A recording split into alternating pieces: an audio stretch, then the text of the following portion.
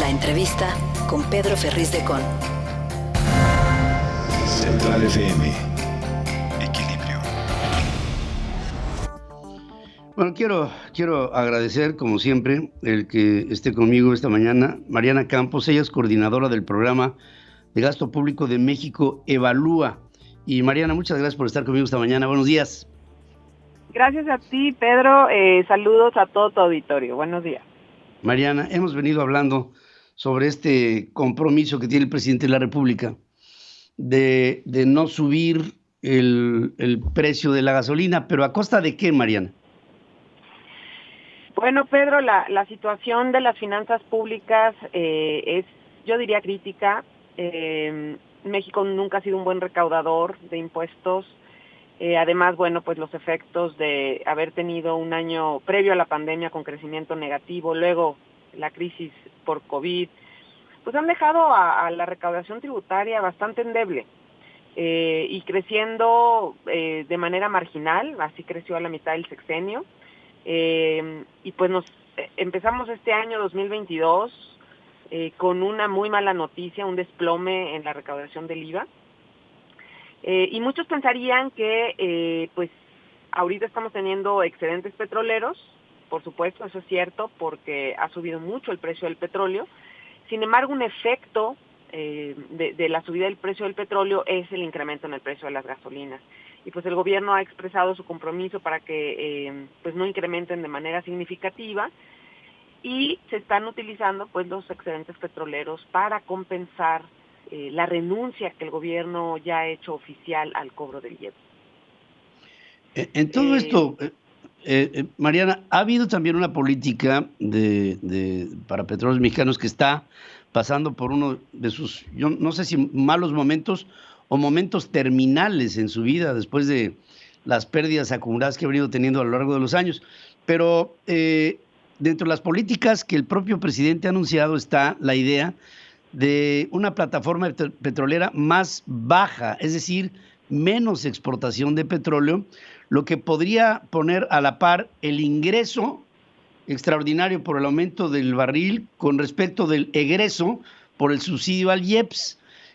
Pero también esto colateralmente sacrifica a otros proyectos de Estado que pudieran no recibir recursos justamente por este balance que se está tratando de hacer entre el aumento natural del precio y el subsidio.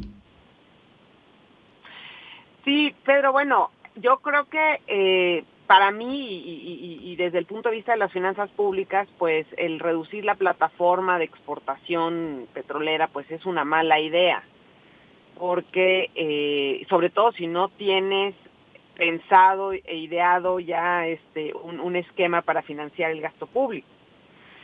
Sin embargo, si hay un muy mal momento para hacer eso, sería porque pues el costo de oportunidad, es decir, dejar de exportar petróleo, pues ahorita lo estás vendiendo, han habido días en donde ha superado los $100 el precio del barril.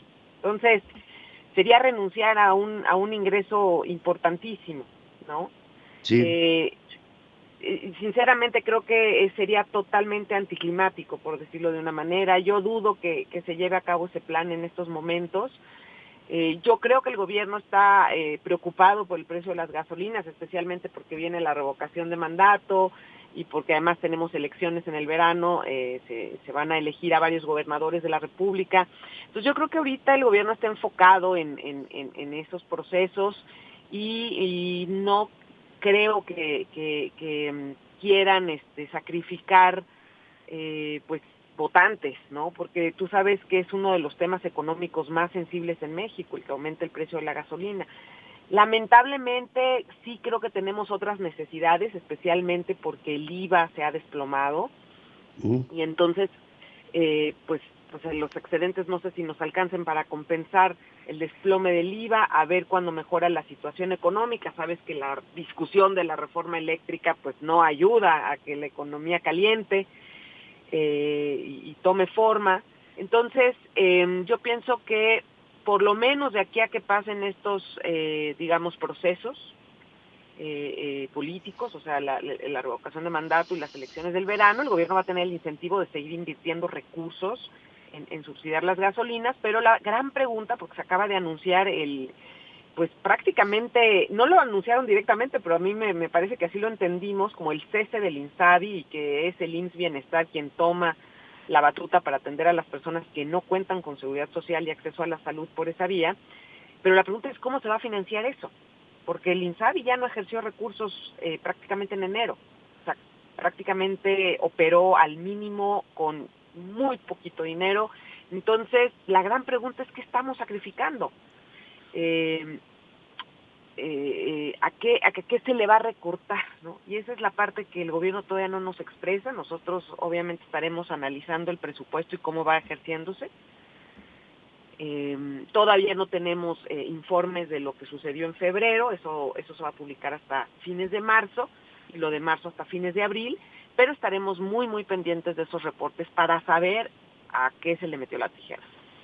Sí, ¿sabes qué? Mala idea cuando una decisión de carácter económico se basa en una de interés político, porque, como bien apuntas, estamos ante lo que pudiera ser una prueba de pruebas en la popularidad del presidente de la República, y mantener a raya a los precios de los combustibles podría ser para López Obrador algo que pudiera tener un efecto inmediato, pero las consecuencias son derivadas de este tipo de decisiones, y yo creo que este año vamos a tener muchos descalabros, muchos hoyos fiscales, un proceso inflacionario en medio, independientemente de si se tape o no, y esto es inevitable, y tendríamos que estar empezando en un proceso integral en el que la economía mexicana tuviera un plan de emergencia para sacar adelante sobre todo